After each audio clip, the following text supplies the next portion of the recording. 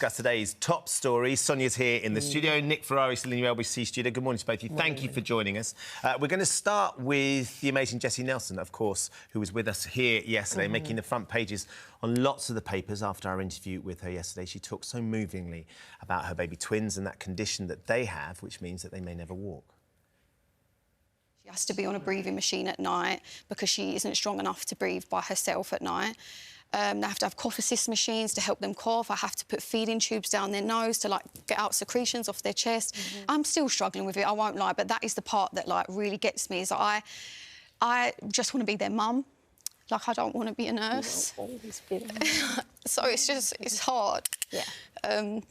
But, yeah, it's just... I just want to reiterate that if this is caught from birth, like, it's just life-changing. Yeah. Time is of the essence as well. She was amazing. Thank you for your feedback as well, because it's always really amazing to get the feedback on things that we are doing and the overwhelming support that Jesy got for what she's calling for, which is for all babies to be tested for the muscle condition that her twins have. And the Health Secretary has responded to the interview. This is what Wes Streeting has told this morning. Yesterday's interview with Jesy was incredibly moving. My heart goes out to her, Zion, and the wider family. Jesy's courage in speaking out about an unimaginably frightening situation is truly admirable, not least because there are other parents out there going through similar experiences. I'll be picking up the issues Jesy has raised around screening to understand what more we can do for people affected by this disease. Spinal muscular atrophy is the condition, Sonia. I know a number of parents. I work with a small children's hospice in East London called the Haven House Trust. Good morning to everyone there, who have SMA. And they have children that are dealing with this condition, and they live a really exciting, fulfilling life, but it is a condition that, had it been caught sooner, they would have been able to do more to prevent it. Absolutely. And the thing, you know, as Jesy said yesterday and told the programme yesterday, the thing is that there are countries around the world which do this test at birth. It's a non-invasive test, it's a heel prick test. And what it means is that these babies can have targeted treatment from the very get-go, state-of-the-art treatment. And as Jesy said, it does make a really big difference. And I think it's just so heartbreaking if you're a parent and, you know, this is about your children, their future, the support they're going to need to live with the disabilities that they've got, knowing that 2 years ago there could have been something that gave them a different set of opportunities in the world. So I totally agree with Wes Streeting, the Health Secretary. I think it's, you know, I'm really pleased to see that he's responded in this way. It's incredibly brave of her to be speaking out during this stressful time. And the reason that she is speaking out is to try and make a difference for other parents who have not yet had babies with this condition. So I think it's an incredibly unselfish and generous thing to do. And I'm just really glad that she's got it in front of the Health Secretary, which she clearly has from this response. You can't underestimate the importance, Nick, of, and this is what Jesy has said, she has such a powerful platform to share, because I know how hard the parents of the children with SMA have been campaigning for this heel prick test for years. And, you know, and they have been making progress, but suddenly when Jesy can amplify that voice, so it's all of a sudden it's on the front pages of the newspapers, it has such a massive impact, doesn't it? Well, let's start with a round of congratulations. Congratulations to you and the whole This Morning team. Congratulations to Jesy for that powerful interview. And congratulations to Wes Streeting, the Health Secretary. Now, Ben, Kat, I probably speak to him more than you do. I speak to him almost every other week, or certainly once a month. I will make it a point the next time that I speak with him to ask what progress we've made. So leave that with me. I will ensure that the work that you and Jesy have started does not wither on the vine. I will keep it very active. But we've done some research into this. And I think I'm going to give you a figure that might quite shock your listeners, because we got this from the SMA, Spinal Muscular Atrophy Association. Do you know that to add this particular test to the heel prick test that all babies have, you'll recall, Ben, Kat, when, you know, our babies came along, we all remember that, the cost is 36p if you do it in mass. 36 pence is what the association says it will cost. Now, I appreciate Mr Streeting is faced with a welter of decisions, because there will be other organisations saying, we want this in the test, we want that in the test, but I will hold him to account for the work that you've done, because I would argue, if you look at Jessy's case and the cases that you work with at the hospice that you mentioned, Ben, for 36p, providing it's done in bulk, that is the key. That's why you can bring the cost down. I would suggest that's 30, 40p quite well spent. It was interesting, Nick, because I was looking into into it yesterday before we spoke to Jesy, and it's available in 43 countries around the world. It's been available in the United States since 2023. So for the sake of 36 pence, to me, it seems ridiculous that we are not already doing this, especially when time is of the essence and treatment can be got so that the children can live normal lives. Absolutely. Isn't that the most heartbreaking point? Particularly you as a mum, Kat, you would have related to that in that if those poor little mites had had this test, their life would be... Ben, you work with these children. It would be, and we wish them nothing but successful lives and as much enjoyment, but they would be so radically different for the sake of a few pennies. It's extraordinary. She was incredibly brave, actually, yesterday, because I went into the dressing room before and she was very, very upset. Obviously, everything is very raw. And she said, I'm going to make a difference. And she is. And I think credit, I mean, thank you for passing on that, Nick, but it's not down to us. It's down to Jesy now, but also the parents of the kids with SMA who have been battling for years to try and get this heel prick added on.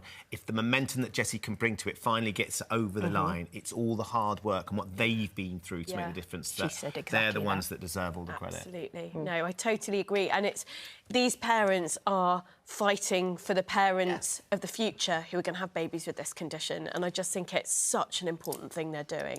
Absolutely. OK, let's move on to story number 2. And I think you've probably been talking about this morning on the radio, Nick. A review has found out that Met Police took on more than 5,000 officers and staff without proper vetting, including rapists and violent offenders. Have you been talking about this morning? Yes, of course. This is action taken by the newish Commissioner, Sir Mark Rowley, and he did highlight the problem. This was as a result of the promise to hire more police officers, and there were siren voices both on my show, people such as Sir John, now Lord Stevens, who was a Commissioner of the Met, Andy Hayman, who was Assistant Commissioner.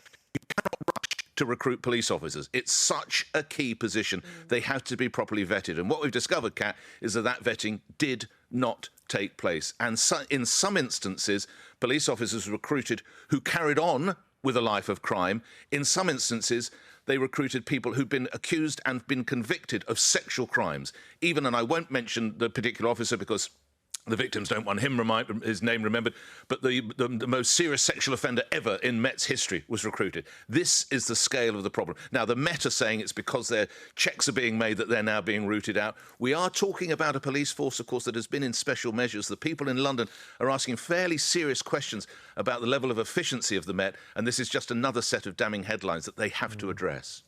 Surely they have to address this sooner, Sonia. They have to. I mean, there is a structural issue with something like a police force, which is when you're recruiting people, it's going to attract lots of amazing people who want to go into the police to do a life of public service. For the right reasons. For the right reasons. Yeah. But you're also going to attract a small proportion of people who are attracted to the power, the control it gives them over people, who might already have criminal tendencies that can be picked up in this kind of vetting. This is why every police force in the world needs quite tough vetting. It's always going to attract the wrong sort as well as people who are very much the right sort. And so you just can never relax these sorts of vetting procedures. But that is exactly what happened over a 10-year period in the Met. And it's incredibly short-sighted. It wasn't just the Met, though. It was one of at least six forces. Six forces around the country that did this. Totally right to point that out. And I think there's a real lesson for governments here. This was the last Conservative government. They put these recruitment targets on the police. You've got to think about the unintended consequences. So if these police forces jump through these recruitment targets, they got extra money from the government, so there was financial incentives for them to do it. That's clearly linked to them saying, well, maybe we don't need to bother so much with these vetting checks. So what happens is you've got more bobbies on the beat, and some of them just happen to be rapists and sex offenders. It's really terrible for the public's relationship. You know, we have policing by consent in this country, which means that our police officers, they don't carry firearms. There is a level of respect between the public and the police, which means that they have authority and people respect their authority. And when you've got criminals in the police force, it undermines that respect as well as just being just awful for the victims. So the Met's they are taking steps to sort it out. This is something that Shabana Mahmood, the new Home Secretary, commissioned this review on very urgently, but it's got to be sorted out. Something that's going to have to be sorted out over the next day or so, Nick, will be Storm Goretti. We are obsessed, of course, usually with the weather in this country. Right to be obsessed with this, though, because I understand the forecasters upgraded the weather warning from yellow up to amber. Yes, and that means there's a risk to life. So a serious message now, particularly if you're in the parts of the country that are going to bear the brunt of that, which typically is the Midlands heading up to South Yorkshire, quite a lot, West and East Midlands, coming down through Derby, Sheffield, through Leicester and into Wales. Be very, very well. Now, we're cold everywhere, and I think local authorities, you might have seen the story today, local authorities up and down the land, the whole of the United Kingdom, stand accused of not getting out enough gritting lorries and enough of that salt to make the pavements. Even reports some railway stations weren't putting enough grit on their platforms. But where those amber warnings are, you're right to highlight that, Ben. There is a real serious to life, and this will take us through tomorrow morning. They call it in the US, there'll be quite a dumping of snow. There we are, you're seeing a street there.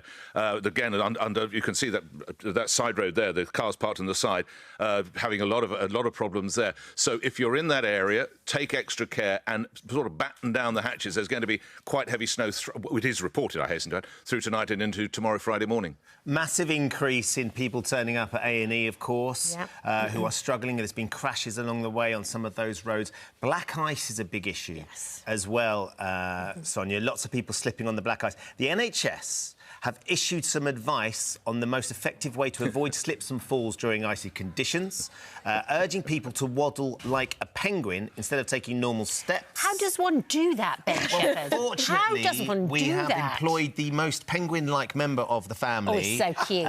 If you could only pick up a penguin. Sam is over He's there. so cute. So, Sam, the idea is to waddle like a penguin instead of taking normal steps when there is a threat of ice on the ground. Can you just demo? So what you do is by pointing your flippers, which are your legs, you point them out, and then you extend your wings, your arms, and you keep your centre of gravity close to your feet. This is steps and sort of sideways like that. Yeah. This is ridiculous. No one's going to be doing this on the pavement. There's no way. I feel a commercial on the way. That's absolutely wild. I'm just really impressed. That's a brilliant penguin. It's actually my favourite animal. So, yeah. Did you know that they actually they bring pebbles to their mates and then they mate for life if the female penguin accepts that pebble? Just saying. And they never slip on the ice. They never, when they're doing that, mate.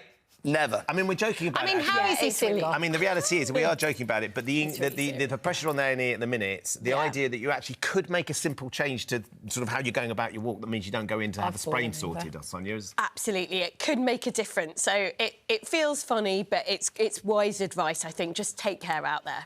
Yeah, absolutely. Right, Nick, waddling from Leicester Square over here, please. I normally do it in 11 minutes. It's going to look more like 20 as I have to waddle, because I told you before, I had the most disastrous ever audition for skating on ice where I just hugged Jane Torval for 15 minutes and the producers laughed. They'd never seen anything so bad. So I am at extra risk. I've warned you before about my history on the ice. If anybody sees Nick on the way to the studio, get some video footage for us, please. We want to make sure it's happening. Waddling Thanks, Ferrari. Nick. We'll see you shortly. Thank you, Sonia.